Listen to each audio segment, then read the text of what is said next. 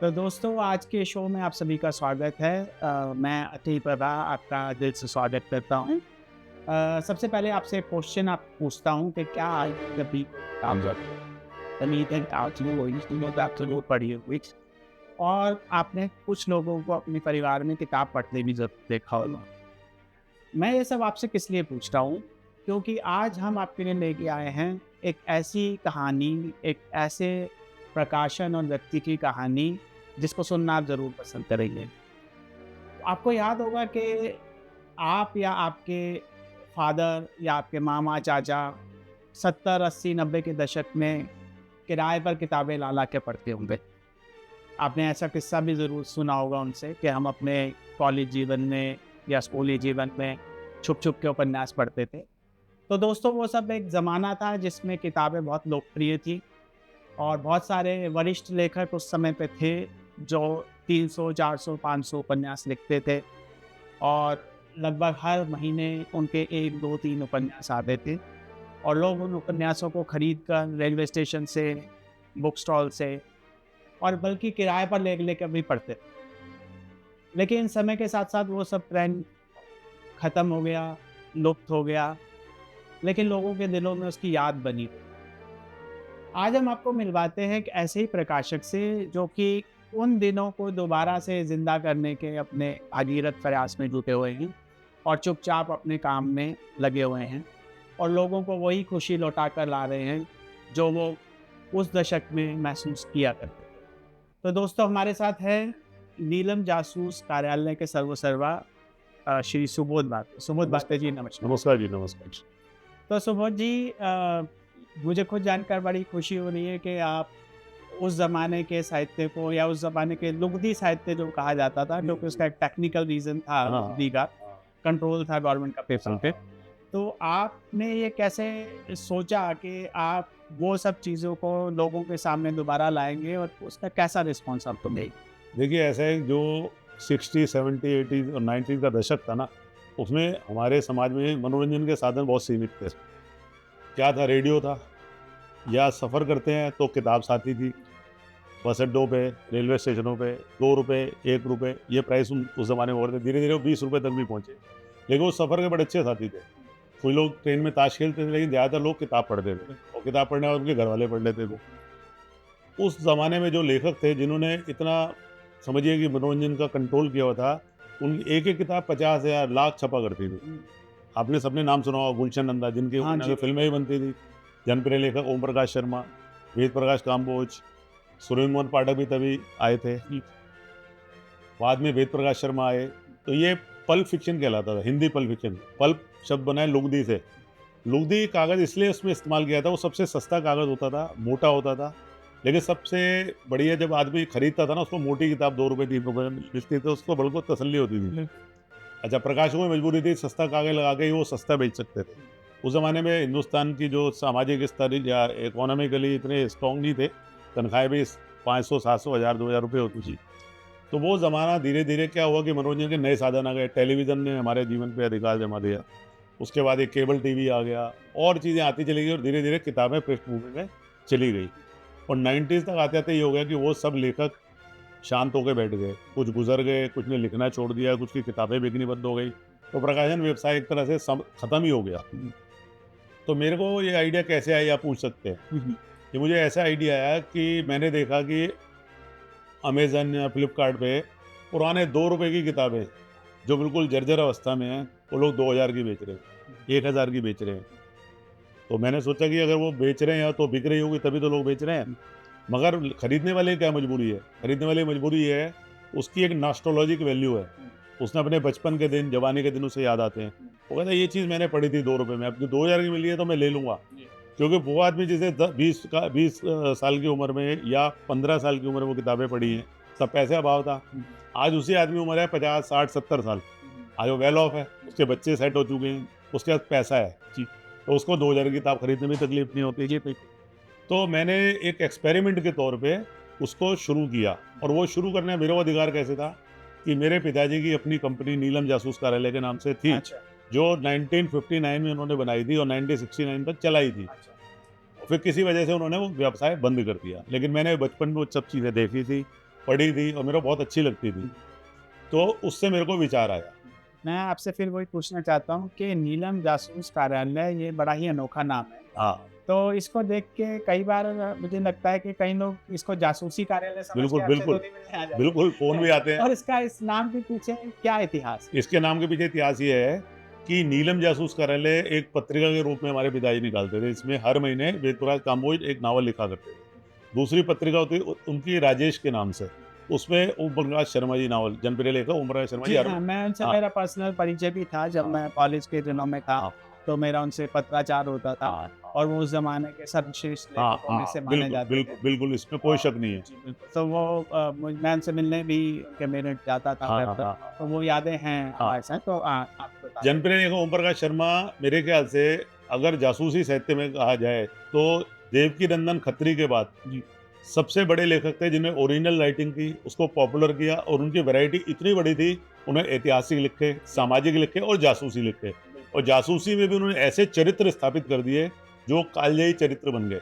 हर अभी चरित्र आपने उनका अनोखा था। राजेश का नाम लिया, हाँ, राजेश पत्रिका, तो हाँ, राजेश जो उनका कैरेक्टर था वो हाँ, एक ऐसा जासूस था हाँ, जो कि बहुत ही साधारण तरीके से लोगों से पेश आता था हाँ, और हाँ, कभी भी उसको देखकर ऐसा लगता नहीं था कि ये आदमी जासूस होगा। जासूस। और लेकिन वो सक्सेसफुली सभी अपने केसेस हाँ, को हाँ, चाहे नेशनल हो या हाँ, इंटरनेशनल हाँ, समझाता था। तो वो आपकी बातों से मैं रिलेट कर पा रहा हूँ क्योंकि मैं भी उसी ज़माने में एक धुरंधर पाठक था शर्मा जी का। हाँ, बिल्कुल, राजेश तो एक आदर्शवादी चरित्र था शर्मा जी का, तो लेकिन धीरे-धीरे उन्होंने और चरित्रों को समावेश किया क्योंकि आदर्शवादी समाज में हमारे हैं नहीं, जी, तो उन्होंने जगत को डाला, जी, जगत एक ठग है, अंतर्राष्ट्रीय ठग, जी, मगर वो फिर भी भले में रहता है, किसी की जान नहीं लेता, गोपाली को डाला, चक्रम को डाला, उनके बड़े ज़बरदस्त चरित्र हैं, जो पढ़ेगा तो उसको मोहित हो जाता है कि चक्रम है तो चक्रम को ही पढ़ना है, गोपाली, कइयों में ये सारे चरित्र वो इकट्ठे भी कर देते थे। शर्मा जी के साथ सबसे गलत या अच्छा काम क्या हुआ, उनके नाम से डुप्लीकेट किताबें बहुत लिखी गई, नकली किताबें बहुत लिखी गई और उसमें उन्होंने एक ज़बरदस्ती कैरेक्टर क्रिएट किया विक्रांत। हाँ जी, विक्रांत नाम के कैरेक्टर को कभी शर्मा जी ने लिखा ही नहीं। विक्रांत की कोई भी किताब शर्मा जी की लिखी हुई नहीं है। यानी कहीं आपको जो मेरे को सुन रहे हैं पाठक लोग, पुराने या नए, अगर विक्रांत नाम की किताब मिले कोई कैरेक्टर की तो समझिए हमारे जनप्रिय लेखक ओम प्रकाश शर्मा जी ने नहीं लिखी हुई है। जी, जी। तो मेरे को एक किस्सा याद आ रहा है सुबोध जी इसी बात पर कि जो विक्रांत लिखते थे उन्होंने अपना नाम भी ओम प्रकाश शर्मा रख लिया था। हाँ, हाँ, हाँ। तो लोगों ने शर्मा जी को बहुत उकसाया हाँ, कि आप इन पे केस कीजिए। हाँ। बट शर्मा जी ने हमेशा हँस के टाल दिया कि मेरे नाम से अगर किसी की रोज़ी-रोटी चल रही है तो मुझे उसका रोकना नहीं है वो हाँ। काम। तो ये उन दिनों की एक कुछ अच्छे विचार होते थे लेखकों हाँ, के। हाँ, नहीं उसमें जज का भी बहुत अच्छा रोल था। जो जज था जिसके पास ये केस गया था, वो शर्मा जी का फैन थे खुद, क्योंकि शर्मा जी को बड़े-बड़े साहित्यकार भी पढ़ते थे।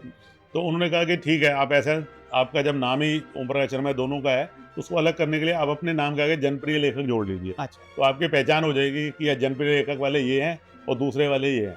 तो ऐसे ही चलता रहा सिलसिला। तो बहुत से जो छोटे प्रकाशक थे, उन्होंने नकली नावल छाप के बहुत पैसा कमाया शर्मा जी के नाम से।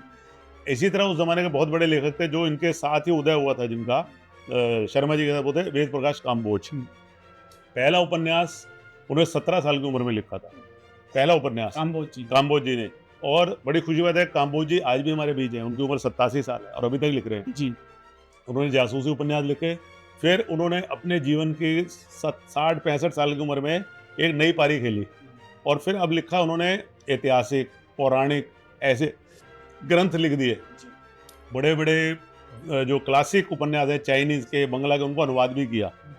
विदेशी जो लेखक थे आर्थर कॉनन डॉयल, उनकी किताबों में अनुवाद किया और खुद चाणक्य पे, महावीर पे, स्वामी दयानंद पे, स्वामी विवेकानंद पे, सब पे बेहतरीन हाँ किताबें जी, लिखी हैं। मैंने उनकी कुछ किताबें पढ़ी हैं इस दौर की जो आजकल वो लिख रहे हैं और वो बहुत ही अच्छी पौराणिक और बहुत ही अच्छी शिक्षाप्रद हाँ, किताब है और हाँ, ज़्यादातर हार्ड बाउंड में है। हाँ तो और हम अपने प्रश्न पे लौट के हाँ, आते जी, हैं जी, सुबोध जी, जी जी। कि नीलम जासूस कार्यालय जो नया वर्जन है, मैं इसको नया वर्जन कहता हाँ, हूँ, शायद हम उसको नाम दे सकते हैं 2.0 हाँ, हाँ, सुविधा के लिए अपनी। हाँ, तो आपके जो पिताजी थे वो आपने बताया कि इन सब लेखकों से जुड़े हुए थे हाँ, और इनको ब्रेक भी हाँ, कई लेखकों को, कई लोगों बड़े को ब्रेक लेखकों को दिया। दिया हाँ, था। जैसे सुरेंद्र मोहन पाठक जी का पहला उपन्यास हमारे यहाँ छपा था, जी, कुमार कश्यप का पहला उपन्यास हमारे यहाँ छपा था और उन दिनों सुरेंद्र मोहन पाठक उपन्यास नहीं लिखते थे, हमारे नीलम जासूस एक टाइटल बनाया करते थे। हुँ, डिज़ाइन उनकी आत्मकथा में भी उन्होंने लिखा है कि वो कवर बनाया करते थे।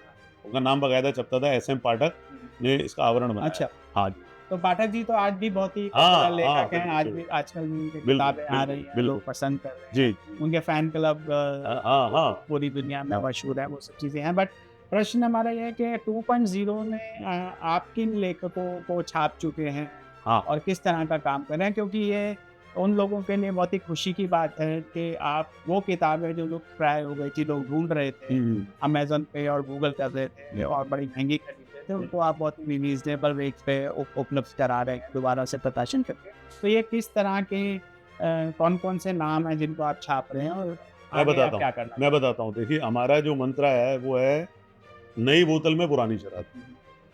और शराब जितनी पुरानी है, आपको पता है, हाँ जी, मैं पीता उसकी नहीं बट मैंने सुना हाँ, है। उसकी वैल्यू भी उतनी बढ़ जाती जी, है।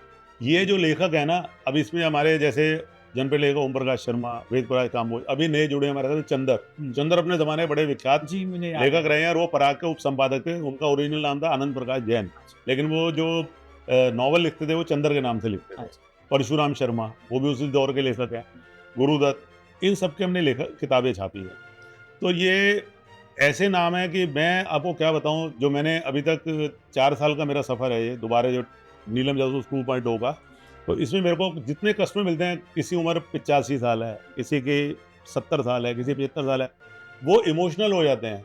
वो ये कहते हैं, सुबोध जी आपने क्या किया है? ये आपने हमारी जवानी लौटा दी है, हमारा बचपन लौटा दिया है और हम तो ये समझते हैं ज़िंदगी में ये किताबें हमें दोबारा देखने को नहीं मिलेगी। जी बिल्कुल। तो मैंने इसमें अपनी तरफ से क्या कोशिश की है कि मैं ऐसे कागज़ का, ऐसी छपाई का, ऐसी क्वालिटी का काम करूँ कि उन्हें देख के लगा कि मैंने जो ₹2 वाली किताब आज 200 में खरीदी है, 300 में खरीदी है, लेकिन इसकी क्वालिटी इतनी बढ़िया है कि इतने में भी सस्ती है। सुबोध जी आपके सामने शायद ये कुछ किताबें पड़ी हैं, मैं देख पा रहा हूँ कि पाठकों को भी दिखा देता हूँ। जनप्रिय लेखक ओम प्रकाश शर्मा, ये शायद भोपाली सीरीज़ का डबल नॉवल है, प्रेम में लाश और भयानक कैदी हाँ, और शायद कवर आपने वही वाला यूज़ हाँ, वही किया पुराना है यूज़ किया और है। इसका हाँ, जो किताब की क्वालिटी है वो भी बहुत ही अच्छा पेपर और अच्छी प्रिंटिंग है। और एक ये मेरा भी फ़ेवरेट है, प्रेत की प्रेमिका। जो अपने ज़माने का एक बहुत ही सक्सेसफुल उपन्यास हम इसको कह सकते हैं, ओम प्रकाश शर्मा की। हाँ। तो ये सब देख के ये देखिए, आपको एक किताब और हाँ जी। दिखाता हूँ मैं, ये वेद वाले काम्बोज जी की, अंटार्कटिका का खजाना। अंटार्कटिका का खजाना पाठकों को मैं दिखा देता हूँ। बहुत सुंदर कवर है और बहुत ही अच्छी प्रिंटिंग है। तो सुबोध जी आपका ये एक्सपीरियंस आपने बताया कि काफ़ी हार्ड वर्किंग रहा और हाँ, आपको इस काम में मज़ा आता है। बहुत मज़ा आता है। मेरे लिए जुनून है मेरा ये। मेरा ये जुनून है और इसकी वजह सिर्फ़ एक है कि जो मेरे को मेरे ग्राहक कह लो, पाठक कह लो, जो प्यार देते हैं, जो इज़्ज़त देते हैं, जो रिस्पॉन्स देते हैं, वो अनमोल है, उसको पैसे से तोला नहीं जा सकता। ये कोई बहुत बड़ा बिज़नेस नहीं है, लेकिन ये ज़रूर है कि मेरी आत्मा को इससे सुकून मिलता है, इवन जो किताबें खरीदते हैं, उन्हें भी सुकून मिलता है। और इसके साथ मैं आपको ये बताना चाहूँगा, कुछ बड़ी रेयर किताबें हमने छापी हैं। जैसे काम्बोज जी के जीवन पर हमारे भाई राम पुजारी ने 2-3 साल श्रम करके एक किताब निकाली, काम्बोजनामा। हाँ जी, मैंने चर्चा और वो सुनी बड़ी है। चर्चा रही है किताब, और इतनी इतनी दुर्लभ किताब है वो, जिसने भी पल्प फिक्शन के उस दौर को की यात्रा करनी है कि वो कैसा दौर था, लेखकों के रिश्ते क्या थे, प्रकाशक के रिश्ते क्या थे, वो कैसे जीवन यापन करते थे, उनके खर्चे क्या थे, किस तरह के शौक थे, वो सब कुछ उसमें मिलेगा। तो राम पुजारी जी जहाँ तक मैं जानता हूँ उन्होंने काफ़ी काम किया है समसामयिक विषयों पर उपन्यास लिखने का। हाँ, मैंने उनका एक बहुत अच्छा उपन्यास पढ़ा था जो दिल्ली के निर्भया कांड पे था। हाँ, हाँ, हाँ। तो शायद आप उन्हीं राम पुजारी मैं उन्हीं की बात कर रहा हूँ। इस पूरे 3-4 साल की यात्रा में मैं 250 से भी ज़्यादा किताबें छाप चुकी थी। मुझे कुछ किताबों पर इतना गर्व है कि मुझे वो मौका मिला छापने का। जैसे ये किताब है काम्बोजनामा। जी, काम्बोजनामा राम पुजारी, जो हमारे लेखक मित्र हैं, युवा हैं, वो उन्होंने इतना श्रम करके इस किताब को एक लिखा है कि जो उस ज़माने का दौर था ना 60s-70s का, जी। कि लेखक लोग आपस में क्या रिश्ते रखते थे, उनके कहानी क्या थी, वो किस तरह के खर्चे करते थे, किस तरह के शौक रखते थे, कैसे इनकी आपस में दोस्ती होती थी। उस ज़माने के सारे लेखक एक-दूसरे से मिलते-जुलते थे, महफ़िलें जमती थी और आनंद करते थे। ये किताब बड़ी गज़ब है, इसकी रिस्पॉन्स हमें बहुत बढ़िया मिली। इसके साथ एक ऐसे लेखक जो गुमनामी के अंधेरे में दबे हुए थे, वो थे योगेश मित्तल जी। अब जी, पाठकों को दर्शकों को बता दूँ कि योगेश मित्तल एक ऐसे लेखक हैं, उन्होंने अपने जीवन काल में 450 से ज़्यादा उपन्यास लिखे, लेकिन किस किस नाम से? दूसरों के नाम से। जिसे आप प्रेत लेखन या घोस्ट राइटिंग करते कहते हैं, वो उन्होंने दूसरों के नाम से 450। जी। और उनका काम करने का तरीका क्या था? समझ लीजिए एक लेखक पढ़ लेते हम XYZ। अब उसने 3 प्रकाशकों से पैसे ले लिए 3 नावल लिखने के लिए, लेकिन वो लिख ही नहीं पाया, 2 ही नावल लिख पाया। उसने ले लिए 10,000 रुपये एक नावल लिखने के। अब वो मित्तल जी की बात आता है, मित्तल जी ऐसा है, मैंने उसको भी नावल लिखना है, देना है, आप एक नावल मेरा उसके लिए लिख दो, मैं 10 में से 8,000 रुपये आपको दे दूँ। प्रेत एक लेखन प्रेत किया, लेखन जैसा ऐसा आपने किया बताया। उन्होंने। तो बहुत सारे लेखकों को, मैं नाम लेके उनको बदनाम नहीं करना चाहता, एक काम। दूसरे, जब किसी नॉवल में को रिपेयर करनी होती थी, यानी रफू और ऑल्टरेशन, जी, ज़रूर करते जैसे हैं। अनाउंस कर दिया पब्लिशर ने कि 300 पेज की किताब आ रही है और उसका प्राइस होगा 10 रुपये। अब वो किताब खत्म हो गई 276 पेज पे ही। अब 24 पेज कौन लिखे? लेखक कहता है मेरे को टाइम नहीं, मैं तो दे दिया। अब वो क्या कहता था, यार जो पैसे देने दे देना, योगेश मित्तल जी से लिखवा दो। हाँ।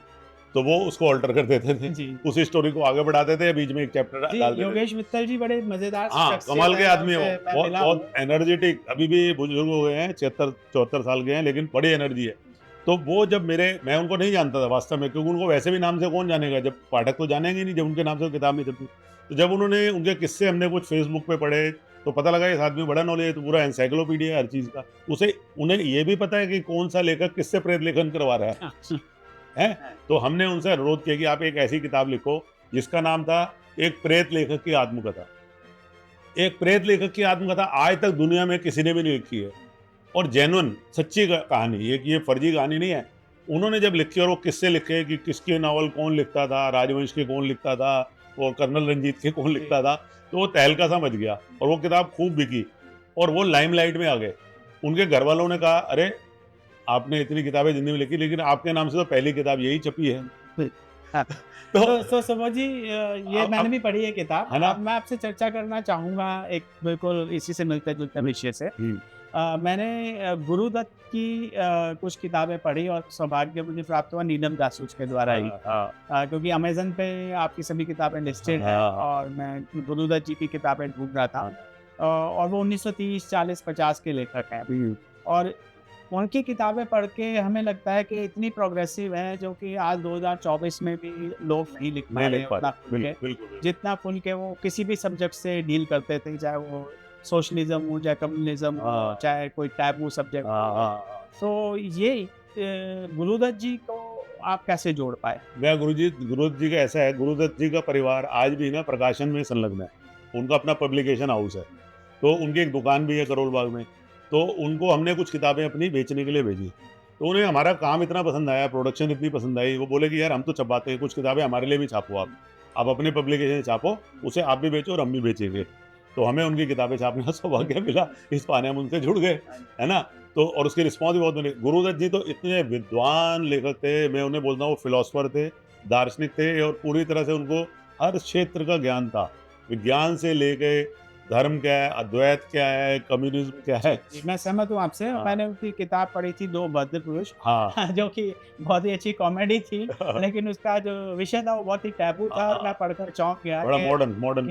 ऐसी किताब हिंदी में 1930-40 के दशक में हाँ, लिखी गई है।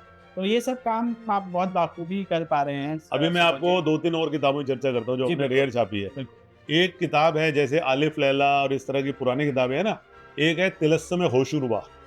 तिलस्सुम होशुरबा ओरिजिनली करीब 1500 पेज की किताब है, और उसका जो तर्जुमा हुआ है इंग्लिश में वो भी 1000 पेज से ज़्यादा नहीं हुआ है। अब हमने कोशिश की कि भाई हिंदी में तो देवनागरी में तो आज तक वो किताब आई नहीं, तो हमने उसका एक छोटा वर्जन करीब 3 साढ़े 300 पेज का, आबिद रिजवी साहब जो अभी गुजरे हैं पिछले दिनों हाँ में, जी, मेरे को उनसे खबर हमने है। उसका अनुवाद कराया और वो किताब छापी।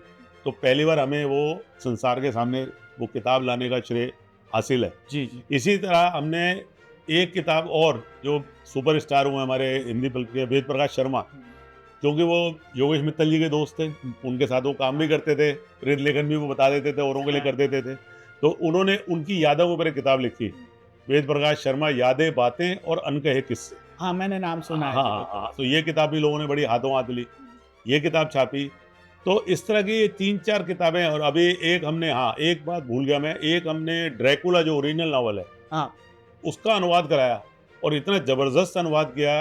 वो श्रीमती मुमताज़ अज़ीज़ नाज़ा हैं, बॉम्बे में रहती हैं, कि वो जिसने भी पढ़ी, क्योंकि ये शायद आप उन्हीं की बात कर रहे हैं जो एक मशहूर कव्वाल हाँ, अज़ीज़ उनके मिसेज़ हैं, वो तो नहीं रहे लेकिन उनके मिसेज़ हैं, और वो लिखने पढ़ने वाली स्त्री हैं। उनको हिंदी, उर्दू और इंग्लिश तीनों भाषाओं में बहुत अच्छा ज्ञान है। अच्छा।